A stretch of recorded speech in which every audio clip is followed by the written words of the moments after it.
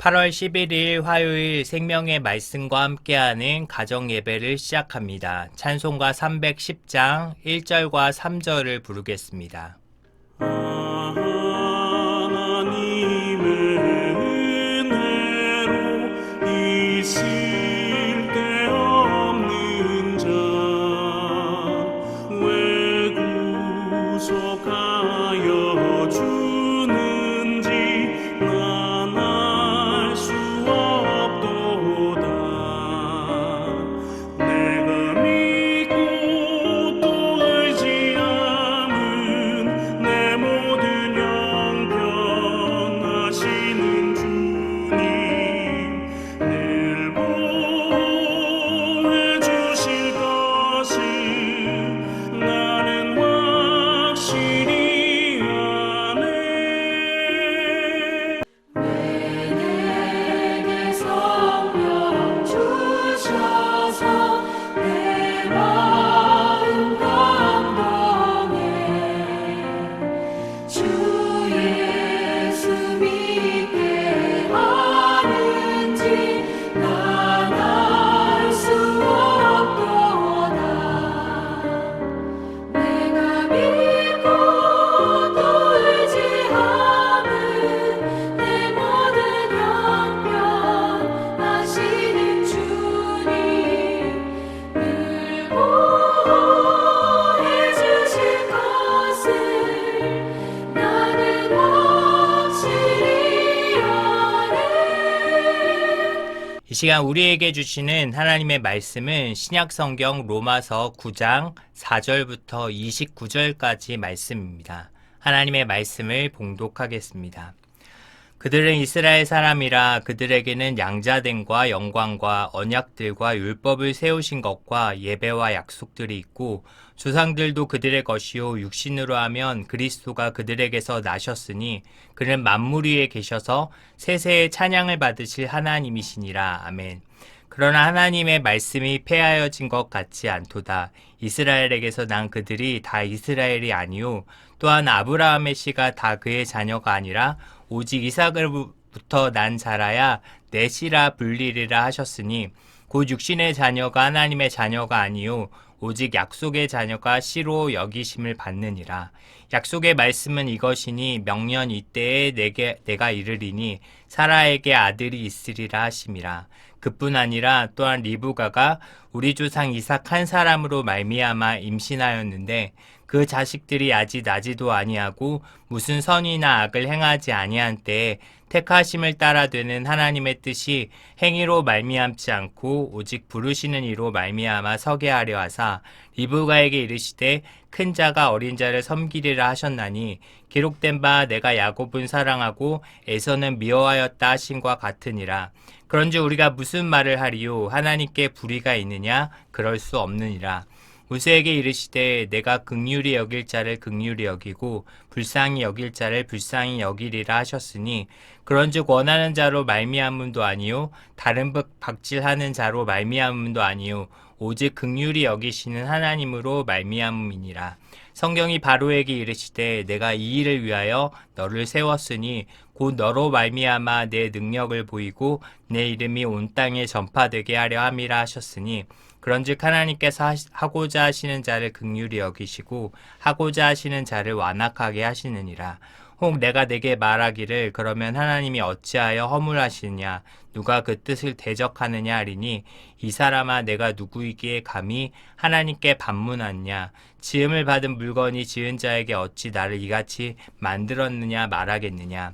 토기장이가 진흙 한 덩이로 하나는 귀 쓸 그릇을 하나는 천이 쓸 그릇을 만들 권한이 없느냐. 만일 하나님이 그의 진노를 보이시고 그의 능력을 알게 하고자 하사 멸하기로 준비된 진노의 그릇을 오래 참으심으로 관용하시고 또한 영광받기로 예비하신 바 긍휼의 그릇에 대하여 그 영광의 풍성함을 알게 하고자 하셨을지라도 무슨 말을 하리요. 이 그릇은 우리니 곧 유대인 중에서뿐 아니라 이방인 중에서도 부르신 자니라. 호세아의 글에도 이르기를 내가 내 백성 아닌 자를 내 백성이라 사랑하지 아니한 자를 사랑한 자라 부르리라. 너희는 내 백성이 아니라 한 그곳에서 그들이 살아계신 하나님의 아들이라 일컬음을 받으리라 한과 같으니라. 또 이사야가 이스라엘에 관하여 외치되 이스라엘 자손들의 수가 비록 바다의 모래 같을지라도 남은 자만 구원을 받으리니 주께서 땅 위에서 그 말씀을 이루고 속히 시행하시리라 하셨느니라. 또한 이사야가 미리 말한 바 만일 만군의 주께서 우리에게 씨를 남겨두지 아니하셨더라면 우리가 소돔과 같이 되고 고모라와 같았으리로다 함과 같으니라. 아멘. 오늘 본문은 로마서에서 가장 이해하기 어려운 본문 가운데 하나입니다. 사도 바울은 이스라엘의 구원 문제에 대해서 설명하면서 우리에게도 매우 중요한 교훈을 가르쳐주고 있습니다. 그것은 구원은 사람의 행위가 아니라 하나님의 주권과 긍휼에서 시작된다라는 것입니다. 이스라엘은 하나님께 많은 특권을 받은 민족이었습니다. 양자됨과 영광, 언약과 율법, 예배와 약속을 받았고 그리스도께서 그들 가운데 오셨습니다. 그런데 많은 유대인이 예수님을 믿지 않았습니다. 그렇다면 하나님의 약속이 실패한 것일까요? 바울은 그렇지 않다라고 말합니다. 하나님께서는 처음부터 혈통으로만 하나님의 백성을 삼으신 것이 아니라 약속과 택하신 가운데 일하셨습니다. 이삭이 선택되었고 야곱이 선택된 것도 그들의 공로나 행위 때문이 아니었습니다. 바울은 이렇게 말합니다. 11절 말씀에 택하심을 따라 되는 하나님의 뜻이 행위로 말미암지 않고 오직 부르시는 이로 말미암아 서게 하려 하사. 구원의 시작은 사람에게 있지 않고 하나님께 있습니다. 이 말씀을 들으면 어떠한 사람은 하나님께서 불공평하신 것 아닌가라고 질문할 수 있습니다. 그러나 바울은 모세에게 하신 하나님의 말씀을 인용합니다. 15절에서 내가 긍휼히 여길 자를 긍휼히 여기고 불쌍히 여길 자를 불쌍히 여기리라. 그리고 결론을 내리기를 16절에서 그런즉 원하는 자로 말미암음도 아니요 다른 박질하는 자로 말미암음도 아니요 오직 긍휼히 여기시는 하나님으로 말미암음이니라.